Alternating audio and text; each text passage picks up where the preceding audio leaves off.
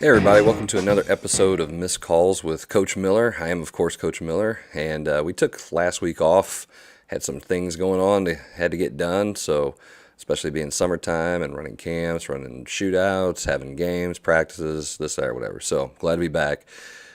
This episode of Missed Calls is brought to you by Home by SMCI. Look, if you are needing your air conditioner fixed because it's literally like hell outside, you probably want to call Home by SMCI. They can come in, they can make sure that thing is working great, get you taken care of, and you'll be back to being nice and cool like this guy right here is, because I keep my temperature at 66 degrees all the time in the house. It's amazing when people come in, they're like, man, it's so nice in here. Yeah, because Home by SMCI took care of me. You can give them a call at 636-337-4444, and they'll come in and they'll take care of your air conditioning unit. Plus, they do a whole lot of other stuff. So give them a call today, and they'll hook you up and make sure that your house is not literally an oven. So it's a little known fact, and maybe it's well known by people who just love baseball, that in every Major League Baseball clubhouse, there's a sign that says Major League Baseball Rule 21D. And that rule states that any player, umpire, or employee of a team or a league who bets on a game they're not involved in will be banned from the MLB for a year. If they are involved in the game, the ban is for life. Why would they have that sign posted everywhere in every MLB clubhouse? Well, you have to look back to the 1919 Black Sox scandal, where members of the White Sox were betting on the World Series that they're playing against Cincinnati. Now, why were they doing this? Well, because their owner was a tightwad. He just didn't want to pay anybody like they do obviously today, which is 1,000 times different.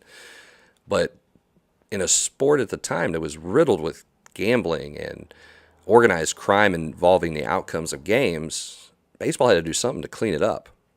And those players, including Shoeless Joe Jackson, were banned for life, making a statement. By the way, that same sign was on the door when Pete Rose was betting on baseball. So it's not something new. But now you also have signs in these clubhouses and in the parks with DraftKings, BetMGM, FanDuel. Well, that's sports betting sites. Well, these professional baseball leagues, including Major League Baseball, they've signed lucrative deals with sports betting companies of the sort. Why would they do that when they just tell their players not to? Well, the difference between 1919 and 2022 would be that the players today are paid just a little bit more than Mr. Comiskey wanted to pay his players. Obviously, there's a lot more money flowing around, and the players have a bigger piece of the pie than what they did, thanks to Curt Flood and others like him. But here's the thing. It's not necessarily the professional athletes that we should all be worried about. We should be worried about our lower levels. We should be worried about college athletes still. Name, image, and likeness changes a lot of things. There's ways to get kids recruited because of the NIL opportunities in those areas. Obviously, there's probably some more NIL opportunities and more lucrative opportunities on the East and West Coast or in predominant Power 5 college towns than there are in middle of freaking nowhere, Nebraska. Sorry, that's just the way it is. So you can land those guys because you're able to do those things, or you have people around you, friends of the program, like Blue Chip said, that can do those things. Well, when you're this kid who doesn't have those opportunities with NIL, and you can't do those things, who's to say that you don't turn to sports betting as a way to make extra money? It has happened in the past. It's not like it's a new thing.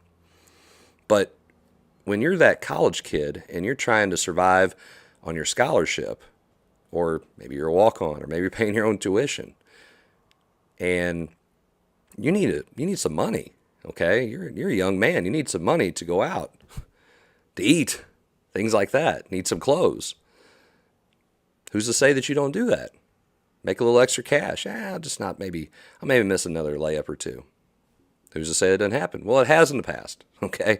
Just ask the kids from CCNY back in the 50s, CCNY being the only school that's ever won the NCAA tournament and the NIT in the same year, which isn't possible anymore. They're literally play at the same time, but they're the only ones who did it.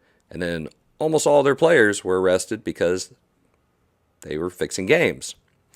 Sports betting is legal in 32 states. Missouri, not one of them. If you want to go bet in Missouri on sports, you have to drive across the river, go into Illinois, or at least get on the bridge and let your GPS, if you have it on your phone, show that you are in Illinois so you can place that bet. But if we look at it from the standpoint of these athletes and why sports betting is such a slippery slope, it's because they don't have the same opportunities that professional athletes have nowadays, and they're exposed to so much more. And because I can get on my phone and place bets, who's to say that I don't bet on the teams that I play for and the schools that I play for? What makes that right? It says right here in the Major League Baseball rules, and I know this is professional professional sports we're talking about, but what's to say that this doesn't happen, where these kids begin to bet against their team or on themselves to make money? Now, if you bet on yourself and say, I'm going to make it someday and play professional sports, that's a little different than saying, you know what, I think I'm going to drop 25, which means I might have to shoot a little bit more than what I normally do. This goes outside the game plan, which in fact affects the integrity of the game. So sports betting, while it's great, it has its problems that it can create. Now, right now, everybody's jumping in because betting is such a big deal. You hear all these commercials about it. You see them on TV. You hear radio advertisements. Everybody's trying to get in on this big money grab because it does generate revenue. It does create opportunities. But here's the thing.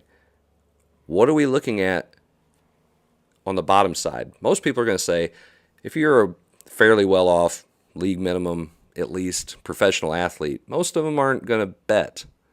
They're not going to bet on the sport. And there's a lot of eyes still going on, and technology leaves a footprint for people to find. It's hard to get away from that unless you're betting in person, and then there's a lot of things that you have to be pretty shady about in order to make that happen if you're a professional athlete. But when you're a college athlete, it's a little different. Maybe it's harder when you're a Division I blue chip guy and you're walking down the street of every sports place that you can in your college town where everybody knows you. But not if you're in middle of nowhere, Nebraska, or another state maybe that allows sports betting. And let's even take it down another notch. While there might not be a lot of games that I've ever coached that anybody would ever think about placing bets on, what about bigger schools, state championship players, state tournament play, where the stakes are a little higher and you're close to more of a populated area? Who's to say that those games aren't affected? Who's to say that those things don't happen?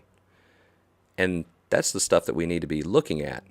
That's kind of the people we should be concerned about, not necessarily our professional sports. Now, those athletes can still make poor decisions that can affect them. There's no doubt about it.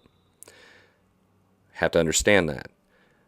But we should be concerned about the lower level athletes and what they're exposed to and what they have opportunities to do. Because let's face it, kids don't always make great decisions. And when you're in a position where maybe you need to provide for your family or yourself and you're in survival mode, who's to say that you don't place that bet and try to make a little bit of money? You might be betting on yourself. You might be betting against yourself or your team. But who's to say that doesn't happen? And what about the integrity of that sport? What about the integrity of that game? I think that's a missed call that we're really not seeing when it comes to sports betting. And again, it can be great. It's great for revenue. It's great for the economy.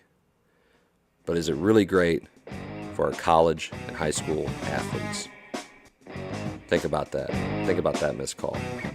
Appreciate you guys tuning in for another episode. The Coach's Box will be back on tomorrow night at 8 p.m. Be live from La Pachanga. Be sure to tune in. If you liked our videos, or you like our show, or you're like, hey, where can I find more of this? go on to YouTube, check out the Coach's Box YouTube channel. Make sure you subscribe and hit the big red button. We do appreciate your support, and look forward to seeing you guys again next week for another episode of Missed Calls. I am Chris Miller. Thank you for tuning in.